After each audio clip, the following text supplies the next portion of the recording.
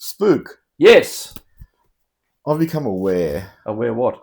that I criticise Darcy Cameron too much. Do you? I'm going to Do stop you ever it. think it's all the criticism of Darcy Cameron that you give? Yeah, potentially. I'm going to stop it. I'm not Hey. criticising it anymore. I'm going to look at the positives. So let's look at the stats from Saturday night. At the movies. What are the hitouts? Do you know? What, 6? 13 to 37. 13 37. See, he won and 37 to 13. No, he was the 13. Oh. Sounds surprising. It's not ending, Darcy. Remember when Nike had the Air Jordans? Yeah. They should make a ground Cameron. Isn't that like turmeric?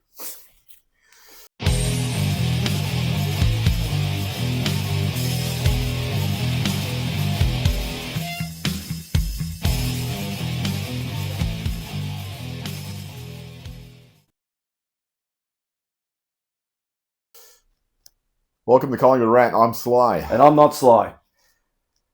This is what was this game? This is like watching a Ryan Johnson movie. This was no boating accident. You know, that first half was seriously like watching Last Jedi.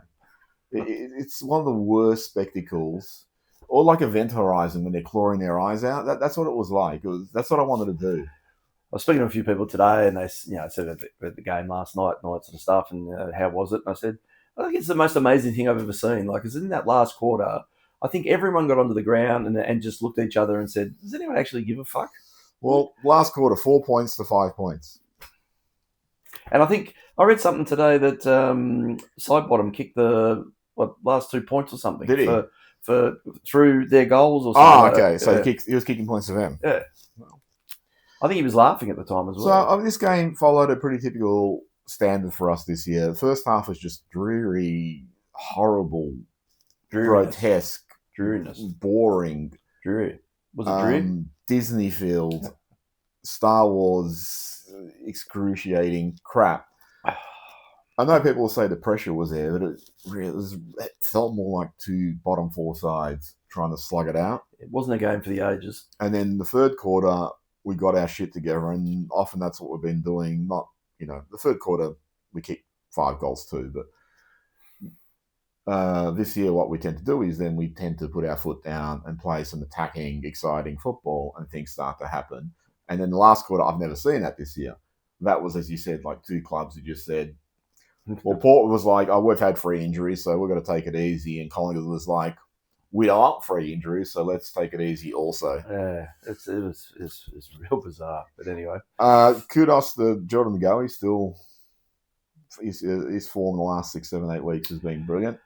Yep, that was a great game from him. Went forward and played, was dangerous up there. I think you'd almost have to successfully argue that he should be a permanent forward. The problem is, if you fix the midfield woes, and let's say next year we somehow magically do, you'd have to. He'd kick 50, 60 goals a year easy. He's just dynamite up there. Yeah, the thing is he want to play up there. I know he's got to play where the team puts him. I think he actually enjoys it. Yeah, I think like a lot of forwards, they want to gravitate or evolve into midfield time. You know, like Bo McCreary. No, I don't like Bo McCreary. Yeah, he had a great game. Did he spend any of it on the MCG? I believe. What would you do with him? Hey, what would you do with him? I'd send him to Tasmania for. But what would you do with him this year?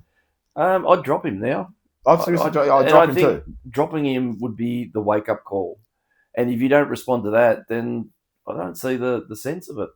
He's not adding any value at the moment. No, and I think he was fucking donuts for the bulk of the first half. One possession for the first half and one tackle. But they decided to count the warm up possessions. Apparently, he missed most of those. They should drop him. They won't, but they should.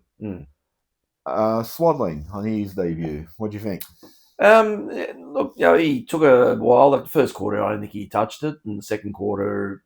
What I liked about what I saw in the second quarter is even though he was pressured when he had the ball, when he released the ball, he moved to spots into space, which was good. Like, okay, well, and I said at the time, and I texted the boys, I think he's just adjusting to the tempo. Yeah, he's not doing anything particularly bad. I expect him in the second half to get 20 possessions, and I don't think it was all that far off what he ended up with. Oh, you make me look. Thanks. You know who reminds me of a little bit is Isaac Smith. Yeah. Yeah. No, They've got the that's not a bad comparison. same head of hair. 18 disposals. Oh, there you go. So 1 goal. Really good goal, too. Yeah, no, it was a great goal. I think he kicked it outside of 50, wasn't it? Yeah. Too? It's like It was just at the top of the square from memory. Yeah, so 7 kicks, 11 handballs. In that one quarter, that one quarter was brilliant, that third quarter, but that game, I saw more from him than I've seen from Rowan Steele or Lipinski. So what you're saying is you think Swaddling will be dropped this week? Oh, no doubt. So you got to bring Pendlebury back. I saw you might not have seen it, and I don't know if it was in the press conference because I didn't watch it, but I saw an article where McRae was talking about how much commentary there is on our list profile. I did see that snippet and he goes, we generate clicks and all that. But I think a lot of people have the same criticisms of what are you doing with the list? And I mean, look, the game, you can't really cover much more. There'll be little bits and pieces. Billy Frampton, fantastic game. Mm-hmm. Jeremy Howe, that was a great game. Yeah, like that's probably the best game I've seen him playing. Yeah, I think we were talking last night, and I think we were talking in between drinking. I think we did more drinking than we did talking. That I think he's earned. I enjoy drinking. I think on his form at the moment, he's earned another crack next year. At least another. I mean, I don't think you can give him much more than a year, but I think he's definitely. We'll give him 3 then. Yeah, he's playing really well at the moment. And side bottom, would you give him another year? No. Yeah, I think he's been a magnificent servant of the club, but I think that it's just time to find someone else. So going back to the list management, it's a lot of the criticism comes from we don't know what the next generation to generate clicks. Yeah, the next generation of Collingwood looks like because they haven't really had a look in. The only ones McRae's given a look in outside of Nick Dacos are guys like Rowan Steele and Ned Long, who he keeps backing. And we've always said, you're playing well, great, get selected. We don't want players to fail, despite our criticism. It's just we want them to be the fucking best version of themselves. Absolutely. So I'd love for Lipinski to stick it up me and go, no, I'm not that way. Yeah. But, to be more than what he is, it's constantly with Collingwood supporters, a lot of them, it's this appreciation of players that is unwarranted. The Hoskin Elliott's always going to be the best example. The reason I was critical of Hoskin Elliott was because he was fucking capable of so much more. Yep. And he never fulfilled that potential. He became a sporadic pinch hitter. And he was handy for McRae that he could be thrown all around the ground to fill gaps. But Hoskin Elliott was what was he in the draft, about 4 or 5? He's a very early pick, yeah. Yeah, so, and he had all the talent, he had skills, but he just went missing for large chunks of the game time. And this is what I don't like about Collingwood and Collingwood supporters, is like, oh, how dare you pick on these players? It's like, well, I want fucking to win flags, and you win flags by being honest about your list and about your players. Right now, you can't do it because Membry actually had a good game. Charlie West should be in that fucking side pretty much full time. 100%. Short of him just having a string of 0 possession games, they should persevere with him. Mm-hmm. Membry is not part of the future. Sorry, Tim. Thanks to the service. You were brought in to help bridge the gap to a flag. I'm not sure who thought that was going to happen with just another mid-sized forward coming in. But we're not aiming at a flag this year. Maybe they still are. Maybe internally they still think they are. That's why they're playing him. But Charlie West he had a really good game in the VFL, and you got to start pumping games into him. Swaddling, Anderson, I was very surprised he was dropped. Yeah, that was disappointing. And then these guys like Rowan Steele, who, he'll pop up and kick his couple of goals. So Rowan Steele, 11 possessions. That's not a great return. No, did he kick his couple of goals at the end? No, he didn't actually. Oh. He did in this one. So, 0-0. And then you get like Lipinski. I mean, what do you get? 98 possession, 29 possession. So I guess he did his job. Bowman Crew should be dropped, as you said. Midge whatever his name is, Podjaski. What would you? Yeah, I'm not saying anything there other than just an average VFL player at the moment. Now, look, he's mature, I suppose. So I don't know whether that means you get cut some slack, but I don't see any traits there that's going to warrant keeping him in that position. You know what I'm really... How many goals did he kick? 0. He had 2 misses. You know what I'm really disappointed in Collingwood? Hang on, how much tape has this thing got? Yeah, it's a camera with digital recording. What? When they brought Mychek in, Mychek physique-wise was, pretty strong. Did you want him to stick it up you as well? Yeah, and then you have Pod Hawaski, whatever his name is, and it's like you look like a suburban player. Yeah. You don't really have the muscle definition and the strength, I imagine, to be competing with these guys. That's similar with Jack Buller. I actually think Jack, we had talked about this last night. I think Jack Buller could actually become a good player, but he really needs to hit the gym. Yeah, I'm at this stage. I'm not saying it. Yeah, I just don't see any traits there that because Buller's he's a rejected reject. Yeah, but I mean, if you're seeing something, or the club sees something there that they think they can work with, more power to them. At the moment, I don't see enough that constitutes him getting games. But if you're going to work him as a project, just put him back into the VFL. I agree, but he's got to work on his physique. I mean, off the top of my head, Patrick Voss was at Essendon and then delisted, and then Fremantle picked him up as a reject. And then look at him now. Yeah, that's a good. I mean, because like the 3 big key forwards we were talking about, they're all big boys. And the thing is, as you're seeing with Frampton, he's had a really good year and had a good year last year. He's on 80-plus games now. Those tools, once they actually get into the 60, 70 games, that's when they really start hitting their stride. Because a lot of the tools come in, and whatever advantage they had in the lower leagues, they're playing in communist leagues where everyone's the same age and, pretty much everyone is 60, 70, 80 kilos. So on that curve, you can be a tall player who's pretty strong, but then you come into the AFL and then just everyone's really strong. And I actually saw Daniel Gorringe not being a dick for a change in an interview where he was talking about that. He goes, at that lower level, I'm a big, strong guy. And he goes, and he came up in the AFL, and he goes, they're all fucking just really strong. Yeah. And then, it's no longer a recreational thing. You have to train, you have to watch your diet. So I just think with Buller, he's got to really hit the gym hard. I'm the same with West. West has got to hit the gym hard. You got to get games into both. McStay, I think, has been pretty solid this year. Membry has games like last night, but again, we've got to keep it in the context of we're playing a rabble. They really, the list speculation comes from we're not putting enough games into kids.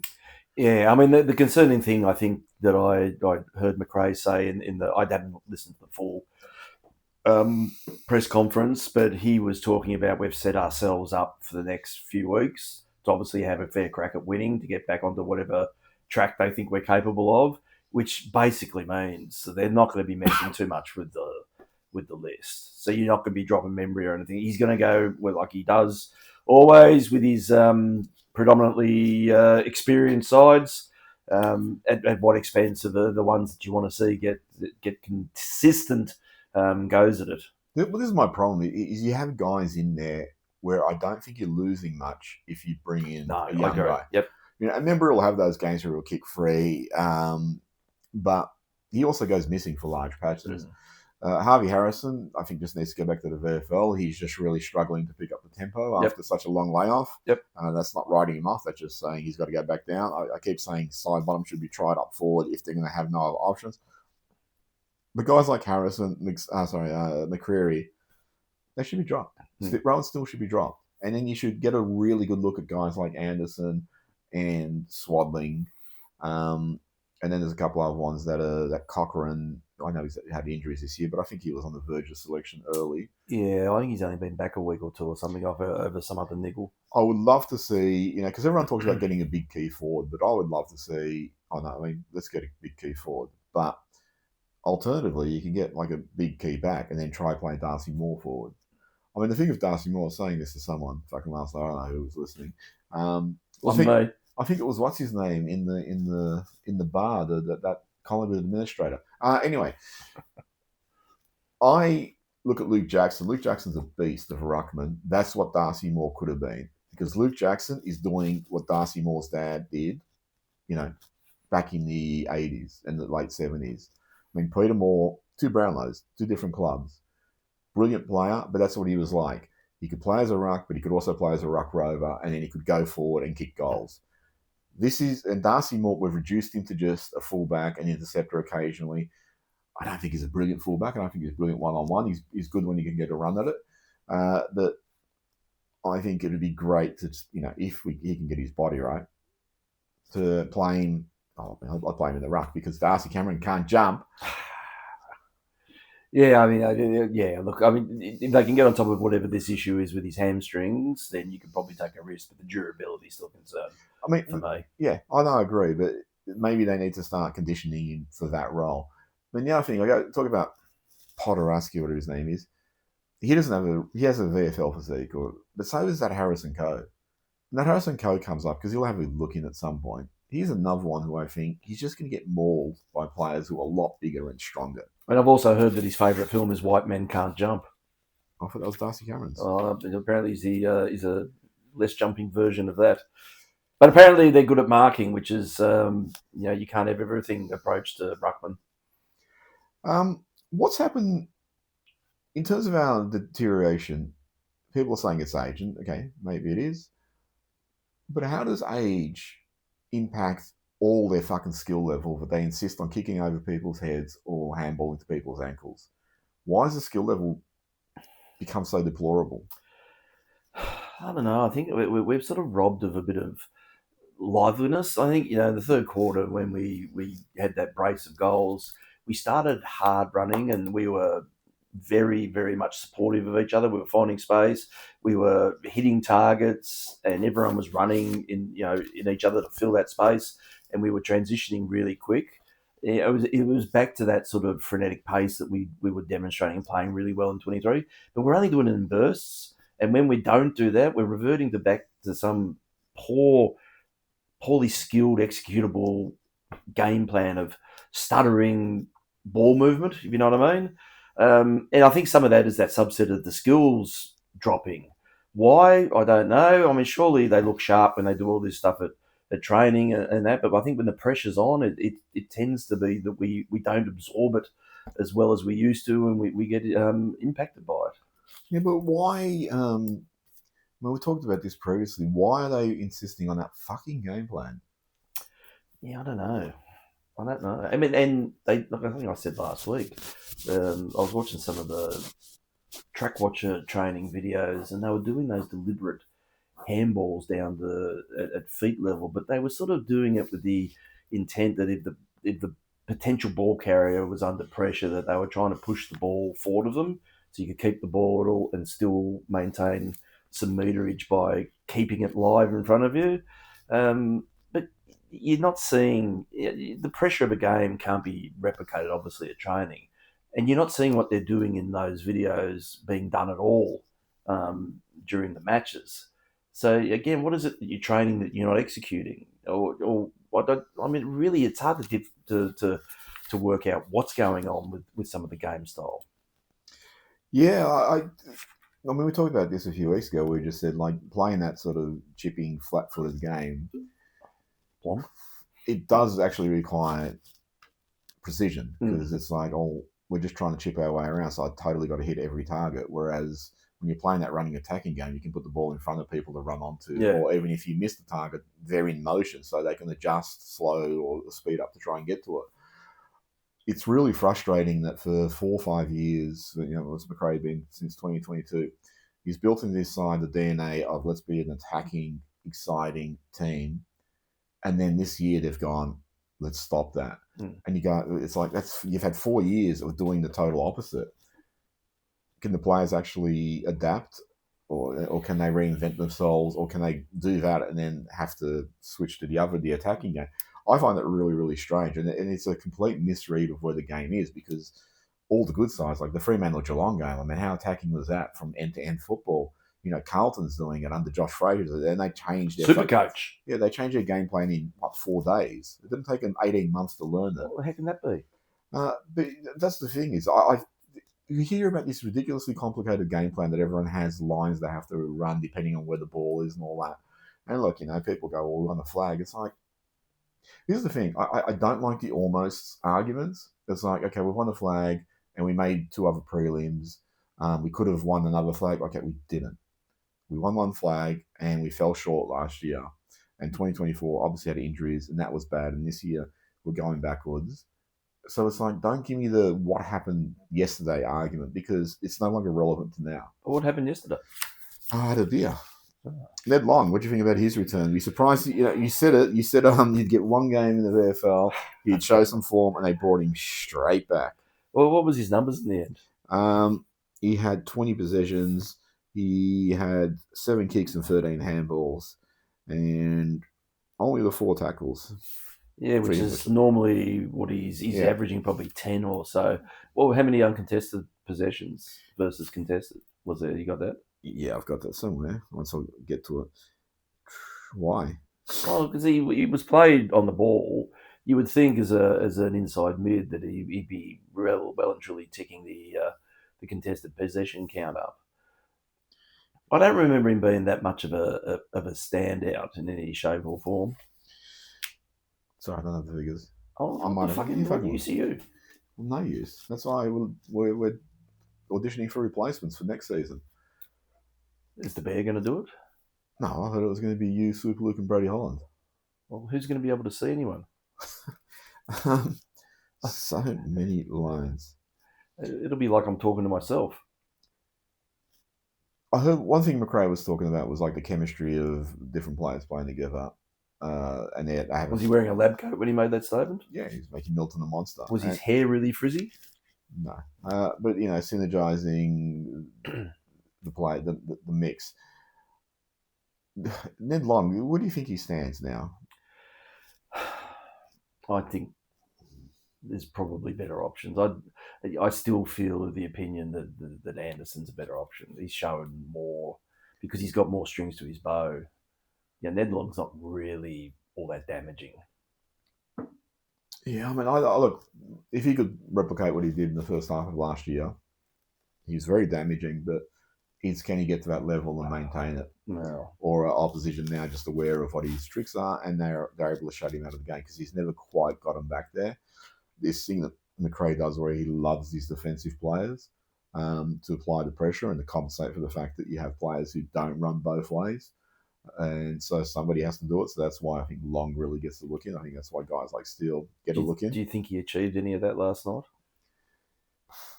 I don't know. It was such a bad game. No, it was really... Conditions were shit. I mean, I don't think that's the only excuse, but yeah, it was I've pretty breezy out there. Yeah, I mean, I've been an advocate for Ned Long forever, but the tackles are only 40 to 44. So it wasn't a really high-pressure game. No. I bet those tackles, most of them came in the first half too, because fucking nothing was happening in that second half. What I'd like to... It wasn't an enthralling watch, was it? Okay, these are the things I'd like to see, which we've talked about. Get Josh the fuck out of the defensive six. I know people are going to point at his stats, and the club typically put up, whatever you call it, a placard about his game. I don't think it was actually that great. He had numbers, but I don't think it was great. No, he's had a very average year. Yeah, and if you're going to... Okay, here's the thing with Houston. Either play him in the role that he had at Port Adelaide or trade him and get something for him. We've depreciated his value, so we could probably get... I don't know. I actually think you wouldn't even be able to trade him for Joe Richards right now. No. But if you took, forecasting into next year, you assume side bottom's gone, you'd have to put Josh in the wing then, wouldn't you? I don't understand why he's not there. We talked about this, we recruited Harry Perryman as a midfielder, and he's only had one look in there.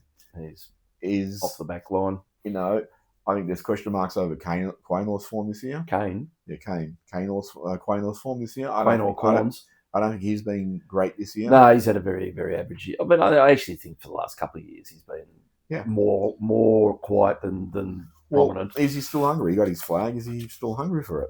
Well, he's hungry for the fashion gear and the fragrances. So maybe that's it. Maybe he's, I always go back to like Nathan Buckley's book where he talked about arriving at Collingwood in '94, and he said a lot of those players, they'd climbed the mountain. They were done. They didn't want to do it again. And you see that in a lot of sports. When people reach the pinnacle, they drop off.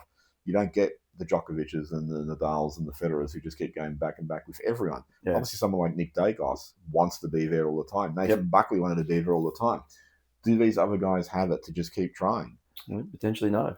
Yeah, so I would love to see Perryman and Crisp in the middle I think you get like a lot better midfield mix. That will also free up Geordie to go to play more forward. Well, we did see Crisp in the middle last night. Yeah, well, for about 10 minutes. Yeah, I mean he'll make these little cameos.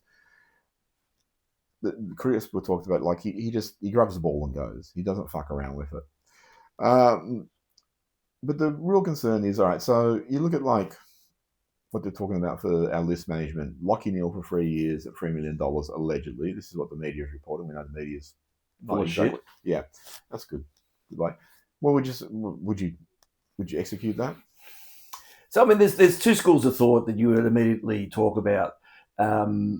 If we were challenging for a flag, it's an unequivocal yes. Fucking oath, you'd go after him. He's a clearance beast, even at his age.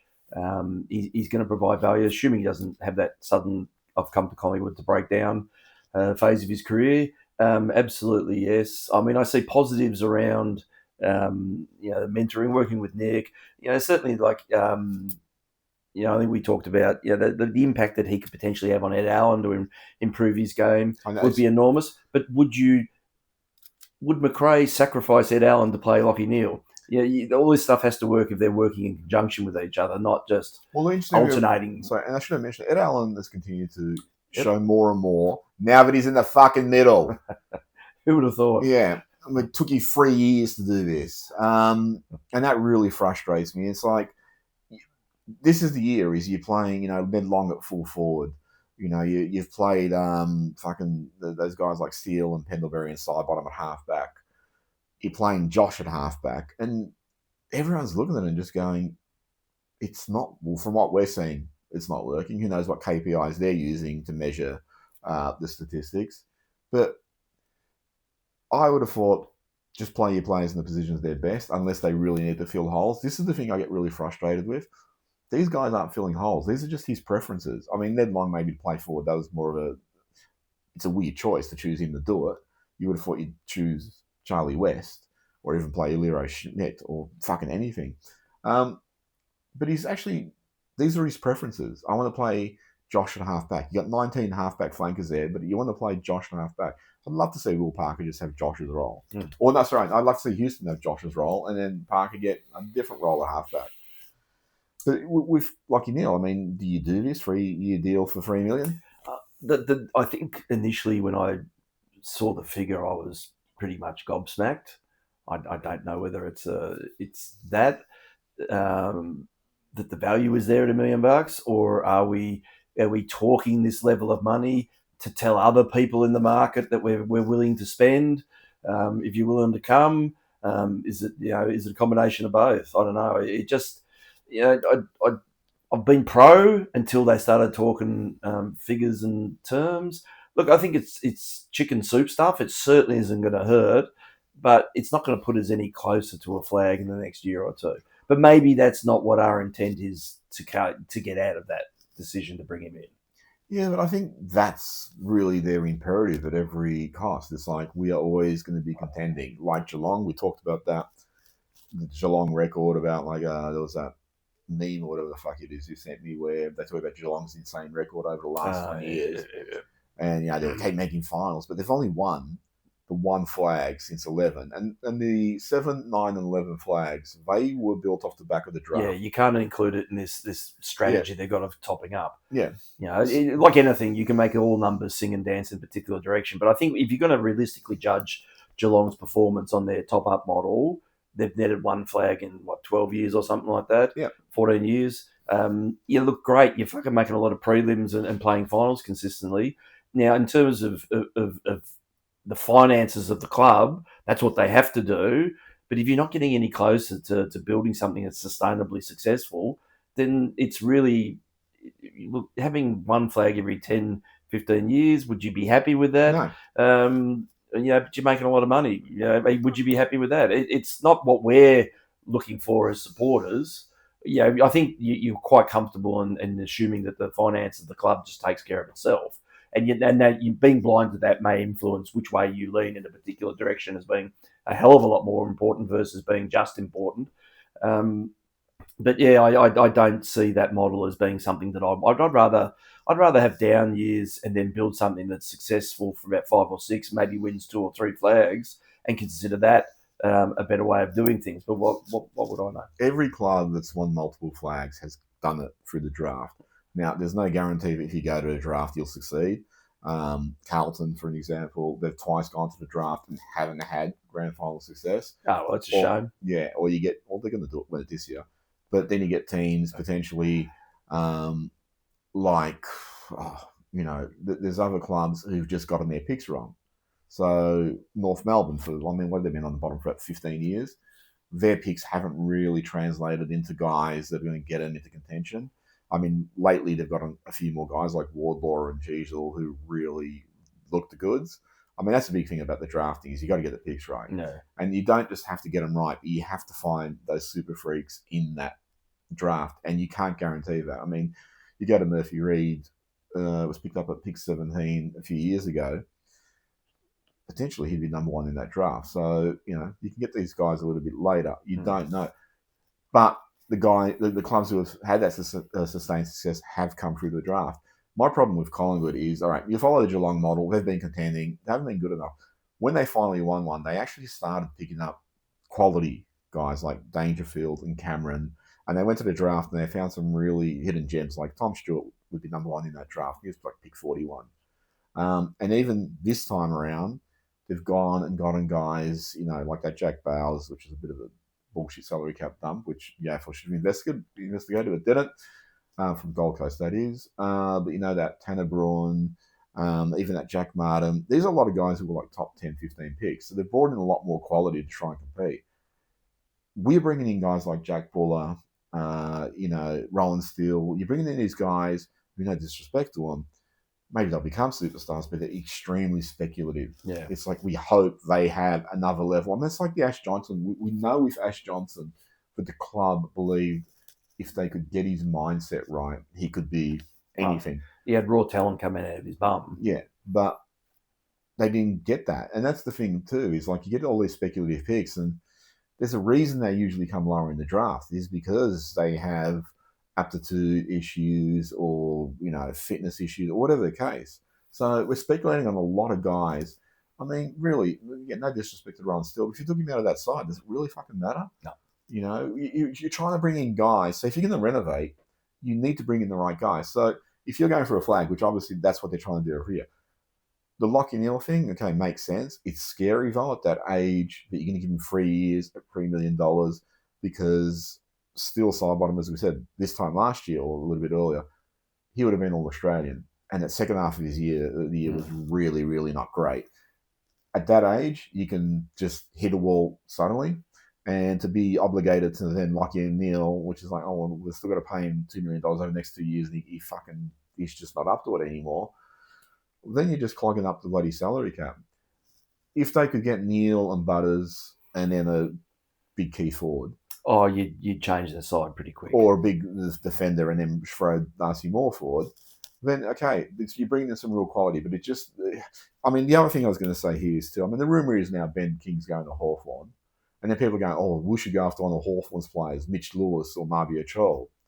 And this is the fucking issue with Collingwood, is like the Jack Buller thing. Soon you get Charlie Curnow, we get Jack Buller. Soon you get Buddy Franklin, we get Jesse White. These are you're constantly just moneyballing, hoping for some expectation. It's like that Scott Gullen article that I sent. Well, it's like what the club always says, why go for second best when you can go for the fourth best? Well, Scott Gullen wrote that article about like pretty much they were moneyballing, but they were like talked about how Collingwood didn't really want that leading forward. They wanted the big bustling forward who could bring it to ground, and then their small players could. Which small players? I think we seem to have run out of them. Yeah. But he also talked about like Collingwood's not opposed to just bringing someone in as a short-term band-aid while they get other players in. But then it's like you bring in Neale, as you said, it's like, well, does that compromise in what Ed Allen's development? Yeah, it's also too like, okay, we're going to bring in a contested clearance beast, but who's still kicking the fucking goals at the end of the ball coming in? Well, that's how impotent they look. Jordan McGowan went down there and he looked just. Again, I think that synergy between say Neale and Deggs could be fucking potentially lethal. Yeah. If the way that, but again, look, you can't. Deggs having a great year, and you can't gauge too much out of last night's game, even though he looked fantastic down there. And I do believe that he'd actually be a very potent permanent forward. But Port were extremely disappointing, considering I thought they'd give a bit more of a yelp. Their form's been relatively good the last couple of weeks, but they were fucking horrible. Yeah. And so, look, what does that say about, I mean, again, the conditions probably brought everybody down. Oh, same with injuries. I mean, that Radaglia going down, that really impacted. Well, it helped. We kept passing. Oh, fucking hell. It was unbelievable. I mean, like they wear different colour jumpers, don't they? The opposition teams? I'm pretty certain. They got black in it, so I don't know. Yeah, the black and white V or whatever it is they got. That was apparently he's burst his patella tendon or something. Yeah. That was pretty. That was a hard watch. That was a terrible injury. Well, I don't know what happened. He seemed to slip as he was about to go up, and then he hit the pack really in a bad angle. He came in almost vertical to the ground, or horizontal. Which one is it? Vertical. Yeah, flat to the ground. Parallel, horizontal. Yeah. And I think apparently he got hit by his own teammate, which sort of forced him into that position. And then Buller fell on his leg. Did he get suspended? Yeah. No. Jeff Oinoy, legit thank you for posting this. Gives me some of the decompress how agitated I got watching that game. We're talking about last week's game, or the King's birthday. The fact they performed decently for most of the game with that side in and no Elliott and Maynard is actually a good sign for players like Steele, Anderson, and Allen. But what just became so obvious as the day wore on, but Houston can't even match 25% of Maynard's intensity. Half the players simply don't want to be playing this September, and set shot missing regulars have no place in these sides next for April. And I think that's a really good point, is like you really got to work out who's part of your next flag. Last quarter inside 50s are criminal. That last quarter was so fucked. Rushing, no composure. Again, the quick King's birthday. No bodies on the line multiple times. Always close games by gifting goals. Thanks, Jeff. Mitch Quinn, 52080. Thanks, lads. Billy offered 3 weeks for a tackle after winning a free kick from the tackle. Game's gone. So, except for the dickheads on social media who post moronic things, I don't think there was one person in football media who said Frampton deserved the suspension, and a few said it was embarrassing that the AFL let it get that far. You happy or not happy? What do you think of his 3 weeks? Who's 3 weeks? Frampton's originally got the 3 week. Oh yeah, of course he did. Did we talk about? Was that after we did last week's episode? I can't remember. I can't remember if we got I can't remember if he had been assigned the 3 weeks because they probably haven't because we did it straight after the game. I think for all those reasons, I agree that he should have gotten off. I still find it baffling though that there are instances of, and because the AFL is very big on the outcome of these things. When there's an injury involved, then obviously you get your fair whack. At the end of the day, he's fractured Mircek's neck, and Mio's not playing for the rest of the year, and he got off.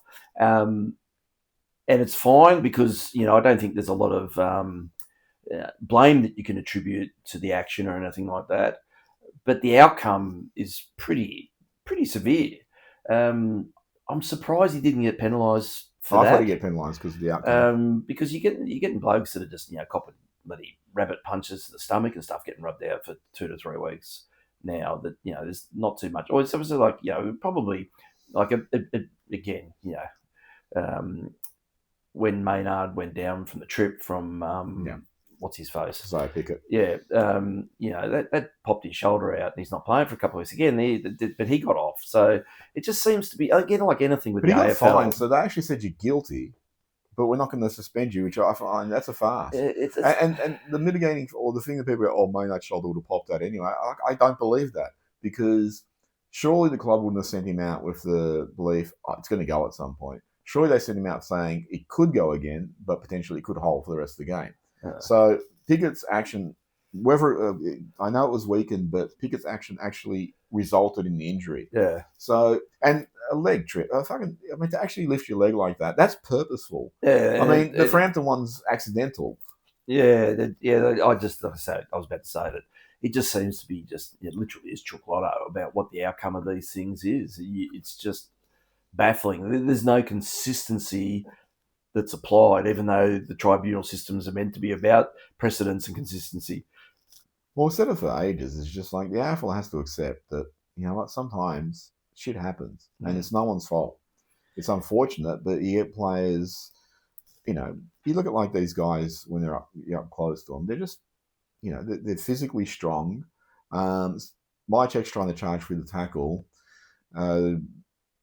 Frampton's being conscious of like, I'm trying to not get you high. My check's also slipped. So there's like a whole sequence of events that have occurred, and then you're running full tilt into it and in balancing Frampton, so then you both fall back, and then my check hits the ground. It's like the AFL should just be saying, look, shit, yes, it's bad, but it fucking happens. I think what makes it worse too is this stuff is generally over in a heartbeat, and yet you're subjected in terms of what the media show and what popular opinion is forced on out there by the masses of something that is broken down frame by frame and played out over 10 seconds, where it looks like you've got all the time in the world to realise you were about to do something wrong and you could have done 16 different things to affect the outcome. Whereas, it's like that. Part of the AFL prosecution's case was Frampton should have released the tackle knowing this was going to be an outcome. It's like, in what world do you go, hey, I'll just not tackle him and he can run away, and then I have to go face my coach at the break, and he'll say, why didn't you tackle him?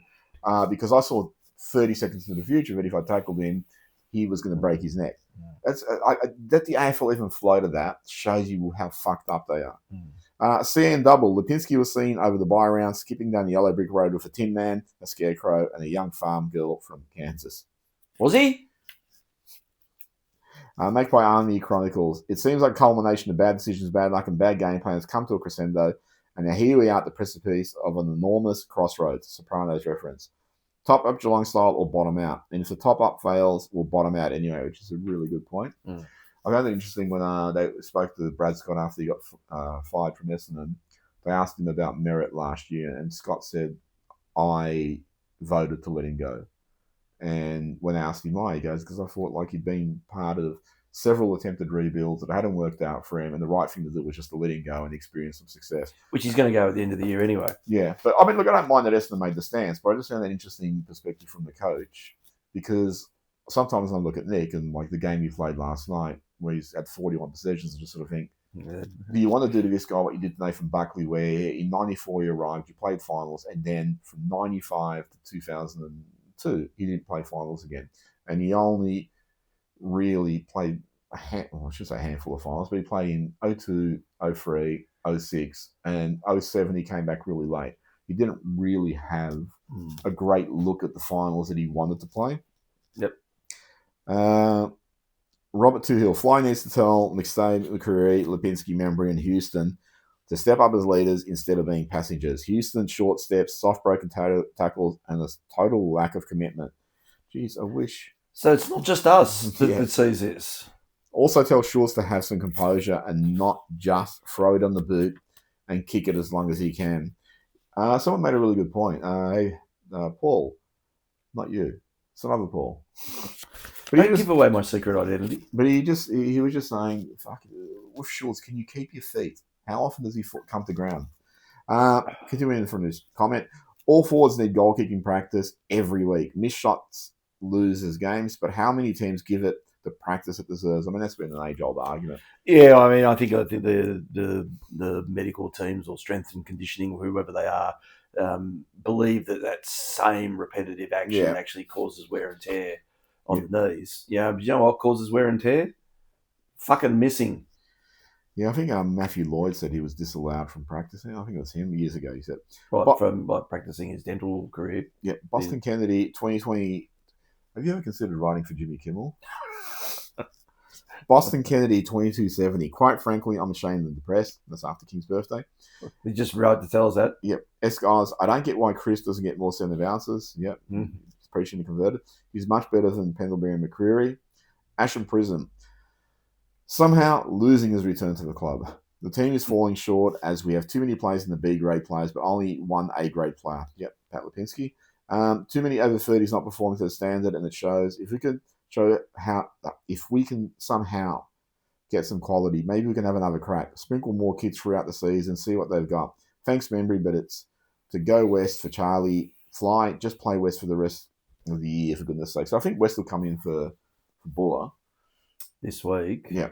Or I mean, the thing is, you can do anything this week. We're playing a Richmond's team, under 19 side, so I mean, you'd have to fuck up massively across the board to lose to them at the moment. But is it a time to experiment? I don't think it is. Flies. He's already made that statement, as I said earlier, that they're setting up for a number of wins to propel themselves up the ladder. I don't think we're going to be experimenting with the likes of West. Yeah. Which is going to be extremely disappointing. Well, Mick McGuan in the Herald Sun wrote that West should explore his options elsewhere. He said he should go West. Yeah, but I mean, look, I wouldn't blame him if he just said, I'm not getting game time here. Fuck it, I'm out of here. Yeah, I'm dominating the VFL. It's not like I'm not putting in at VFL performances where I should get selected. He had that ridiculous thing where he played 2 games. I mean, they weren't great, but then he was dropped, and then McRae was like, oh, well, thought it was time to rest him after those 2 senior games. Well, that's the same logic that said that Pendlebury needed to be managed a week after the bye. Oh, well, he had a cold. Did he? Yeah, McRae said it in the press conference. I don't watch the fucking press conference. Does he give medical advice in them, does he? Oh, I just said we didn't rest him. He was sick. He said apparently he had rickets. He said he came good very late, and then it was like, do we play him or don't? And they elected not to play him. Devon Badger 86, Houston and Lipinski should be dropped. Sick of watching them both shit themselves when it comes to taking a hit. Did we say any of this at any point in the last 4 years? Not bagging you, Demon Badger. I'm bagging the people who bag us for badgers. Yeah. We don't need no stinking badgers. I didn't see Melbourne players doing this. Worst type of teammate is one who's scared to take a hit. Yeah, 100% agree. You know, it's like football teams are made up of all different sorts, but when it's your turn to go, you just have to go. Yep. Bernard Parsons, 7682. This show is sounding more like a rant, and a good one.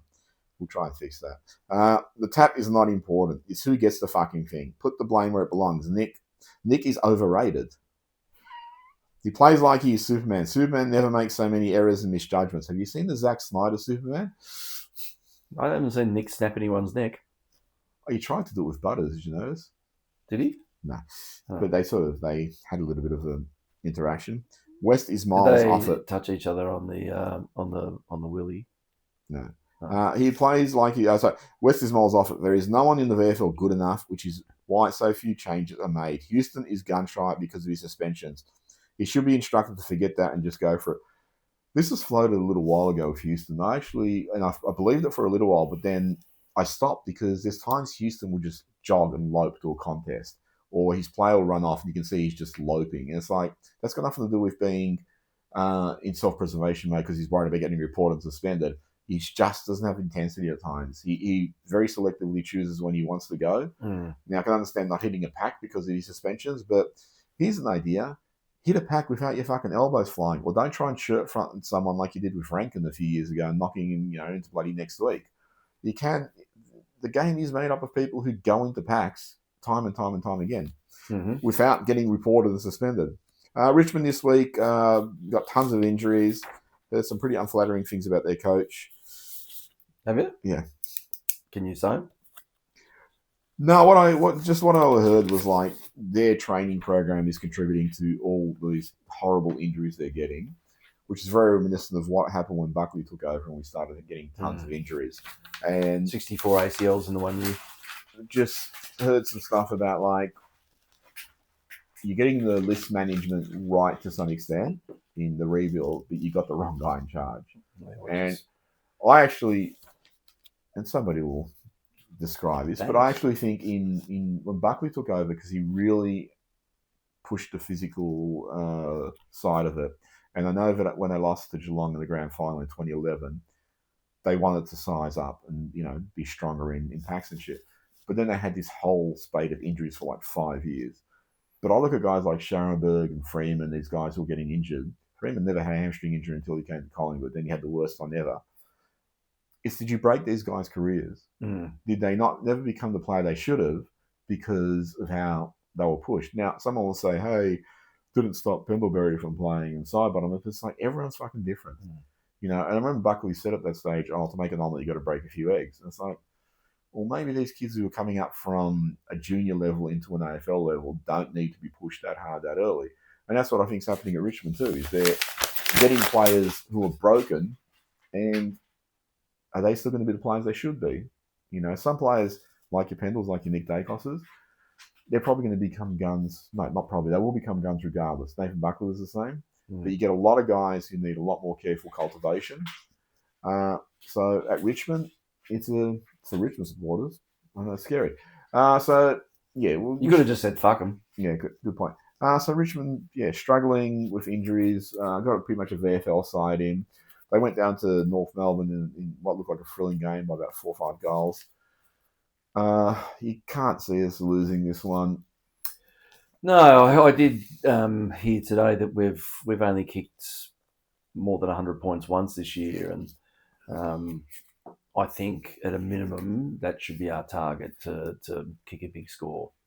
Well, I think we've got a good chance of getting 100 points. I think end of next week it'll be 6 goals, 100, 106. Would you take it? Yeah, I'll take that. Wouldn't you take it? I'd take it. I'd like to see him experiment a bit. I know it's unlikely, but if you're playing a VFL team, you can afford to bring in West and go. And even, and this is not because he's been bad, but like even giving McStay a week off because he's playing in the ruck. I think he's doing it better than Cameron. But he's playing in the ruck, so I wouldn't mind just give him a rest, play Buller and play West, and just see how that goes. Yep. And if it all goes to shit, then just throw the goalie at full forward. So we agree then the change will be Swaddling out and Pendlebury in. Oh, yeah. Yeah. I mean, if Swaddling's dropped in front of Ron Steele, you'll eat that fucking piece of paper. Yeah, so, fuck, I don't know. Anyway, in your final thoughts? No, look, I mean, there was a boring, pretty average game to watch. If we can have something at least electric and dynamic next week, when do we play? It was like watching Star Wars Andor. Make something happen. Just stop walking around corridors and fucking talking in public places. Yeah, anyway. I should have had the butler from The Simpsons. Remember the butler who... No, like they had a French butler and I think May Quimby's son, I think... That's what they needed in Andor, just someone going around the castle. Hey, Chada. Say something, Manifold. Yeah. No, I think we'll, we win by 140 points. I'd be happy, would you? I'll take that. I'd take it, though. Yep. All right. And that's it from us. See you next week. Later. Now you can go watch something else entertaining. Not a Ryan Johnson thing. How bad was that?